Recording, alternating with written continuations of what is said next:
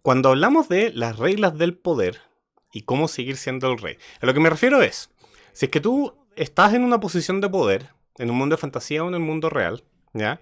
El poder no es una cosa inherente a la posición, sino que el poder, en el fondo, siempre es la capacidad de decirle a otra persona que haga algo y que esa persona lo haga.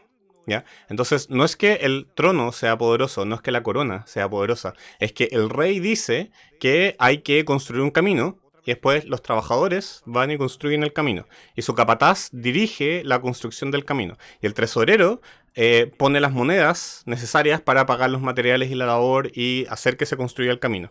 Y de ahí para arriba, ¿correcto? Así como tienes un arquitecto diciendo cuál es la mejor dirección para que vaya el camino. Tienes montones, así como los ingenieros diseñando puentes. Pero al final, estoy escuchando como audio en alguna parte. Disculpen. Ya, entonces, el poder verdadero de un gobernante viene de otras personas. ¿Ya? Y este es el punto clave. Las reglas del poder. ¿Cómo seguir siendo el rey? Si es que tú eres el rey, eso significa que desde lejos se ve como que tienes el poder absoluto. Tú dices que se haga algo y lo que tú dices se hace. ¿Ya? Pero desde un punto de vista mucho más personal, si es que tú en verdad fueras el rey, tú te darías cuenta que en el fondo la única razón por la cual tú eres el rey no es porque lo hubieras heredado, sino que porque las personas alrededor tuyo, las personas que en el fondo son la clave para mantener este status quo, este acuerdo, eh, estas personas que están a cargo de las distintas áreas que son necesarias para gobernar el reino, el general que dirige tus ejércitos, pero también el jefe de la policía que mantiene el orden, y después, para seguir con el ejemplo del camino, quien sea que sea el ministro que se encarga de que se hagan las obras públicas, ¿correcto? Estas son las personas que te mantienen el poder, son las llaves del poder, ¿ya? Y si es que todos ellos decidieran que ya no les agradas, entonces ellos pueden reemplazarte. El rey es tan reemplazable como cualquiera de sus ministros. Y la razón por la cual no lo hacen es porque el rey se compra la lealtad de las personas que lo apoyan. ¿Ya? Entonces, ya sea mediante salarios o privilegios de otros tipos, llamémoslo tesoro. ¿Ya? El rey tiene acceso a un tesoro que es el fruto del trabajo de la gente que vive bajo él, bajo su reino. ¿Ya? Y él recopila este tesoro y después lo distribuye entre las llaves del poder. Y así es como se compra su lealtad y por eso estas personas lo apoyan. ¿Ya? Y esto es lo mismo para cualquier tipo de gobierno. Así como si es que eres un déspota y eres la única persona que tiene como todo el poder de decisión en el país, igual van a ver que ese déspota tiene al menos algunos seguidores o aliados que son los que implementan los que siguen sus órdenes, los que llevan a que se implemente todo eso, y sin cuyo apoyo este déspota o dictador no podría ser el dictador, ¿correcto? Entonces, si es que este dictador decidiera dejar de darles estos tesoros a sus seguidores, los seguidores bien podrían reemplazarlo, ¿ya? Y es por eso que cuando tú estás desde abajo, digamos, tú eres alguien que no tiene ningún poder más allá del poder personal, y tú ves cómo se comportan los gobernantes, tú dices, pero ¿por qué hay tanta corrupción? ¿Por qué siempre se ve como que los políticos o los reyes o quien sea, cualquier persona que esté en una posición de poder siempre gasta parte de lo que obtiene como los recursos del puesto en asegurar la lealtad de sus seguidores? Es por esto, esta es como la cualidad inherente del poder dentro de la sociedad humana. Y lo puedes ver desde el nivel más alto, así como el presidente de la ultrapotencia más alta del mundo, ¿ya? Hasta el presidente de tu junta de vecinos. ¿Ya? Porque en el fondo, para tener un puesto de poder, necesitas el apoyo de otra gente, y para que esa otra gente te apoye, tienes que hacer que valga la pena apoyarte a ti en vez de apoyar a alguien más. ¿Ya? Porque si es que tú no ofreces nada a cambio de apoyo, entonces va a llegar alguien más que le va a ofrecer a tus seguidores más tesoro del que le estás ofreciendo tú.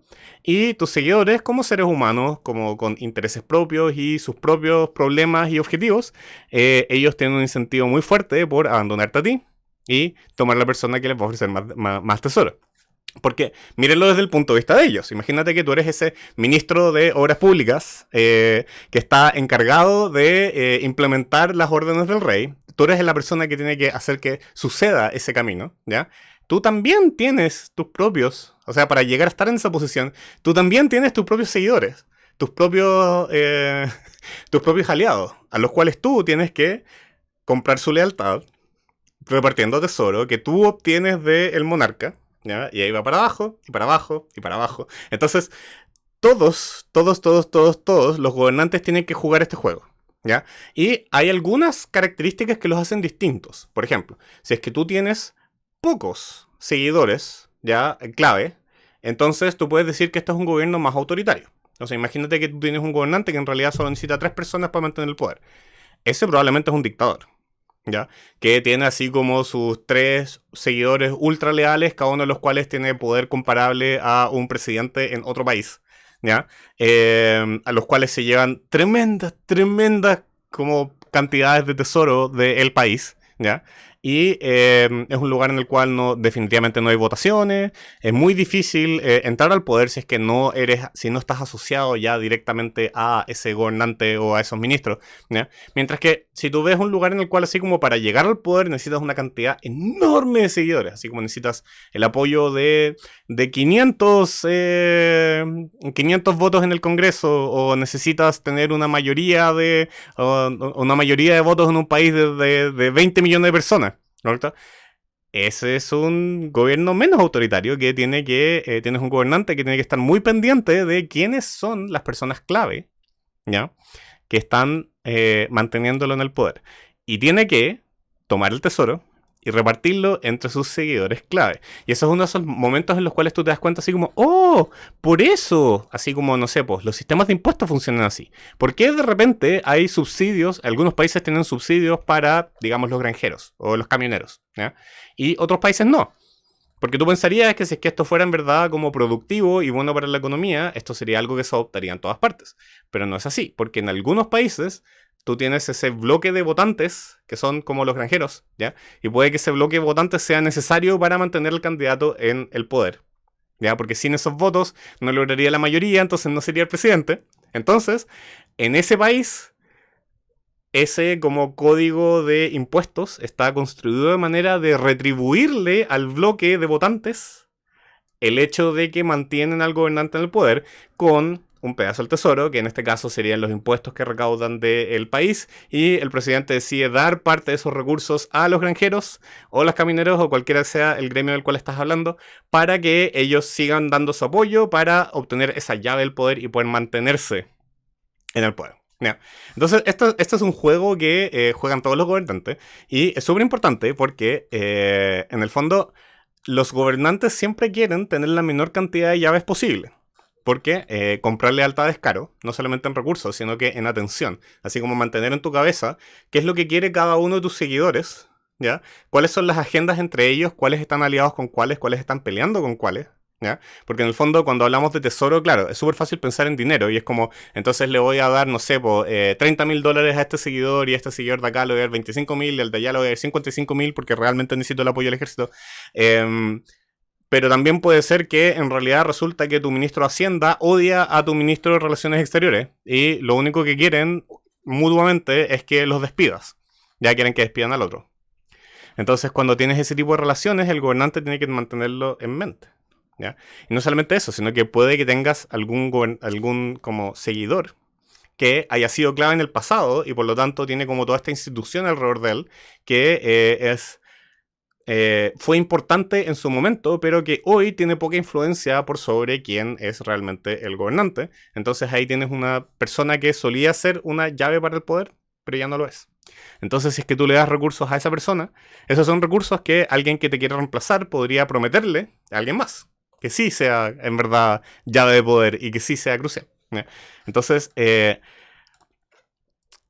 mediante toda esta red de reglas, ¿ya? Es que los gobernantes se comportan de maneras distintas a, digamos, las personas que no están involucrados en este juego por el poder.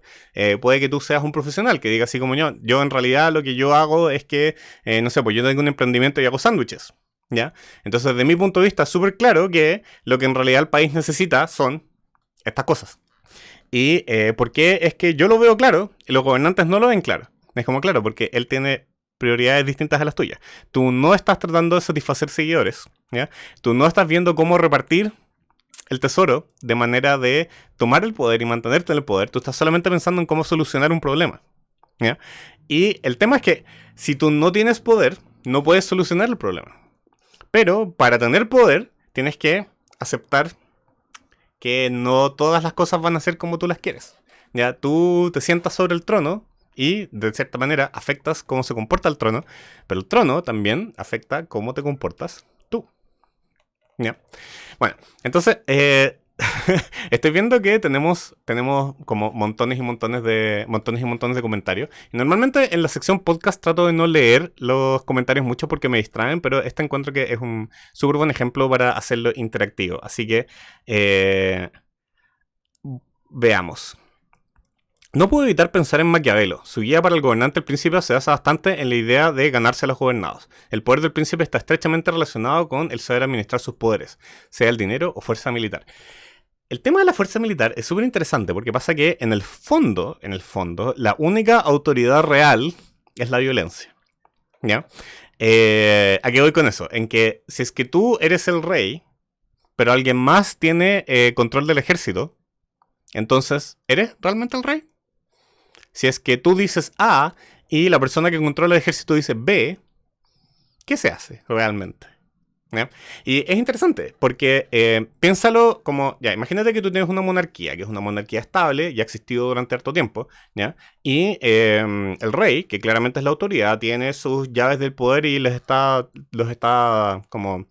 comprándose la lealtad de todos ellos, repartiendo de manera generosa sus tesoros, así que es un monarca establecido, ¿ya? Y va a la guerra con un país vecino.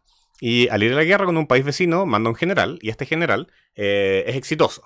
Entonces logran conquistar o robar lo que sea que estaban conquistando o robando, etc. Y este general se volvió popular.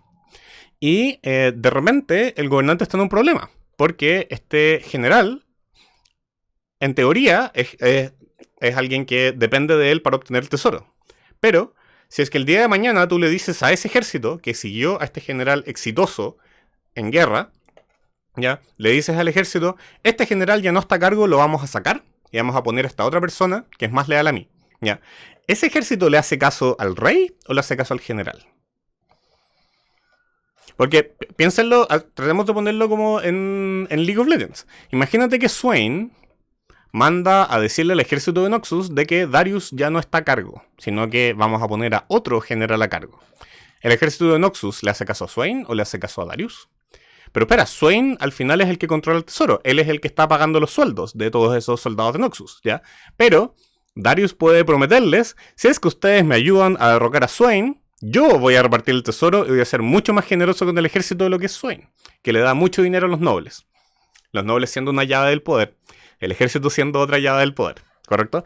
Entonces, tú como gobernante hay ciertas cosas que no puedes hacer, porque nadie tiene lealtad absoluta. ¿Ya? La cantidad de tesoro es limitada, no puedes comprar infinita lealtad. Y por lo tanto, incluso si es que tú tienes una idea de algo que te gustaría implementar, es posible que no tengas el presupuesto político para hacerlo. ¿Ya? Incluso los gobernantes absolutos no son realmente absolutos. El trono se ve como invulnerable desde lejos, pero no desde cerca. Entonces, cuando estás pensando en League of Legends, Noxus en verdad se siente como un gobierno. ¿Ya? Tú sabes que LeBlanc tiene un montón de poder por como todo el lado como mágico y de espionaje de Noxus.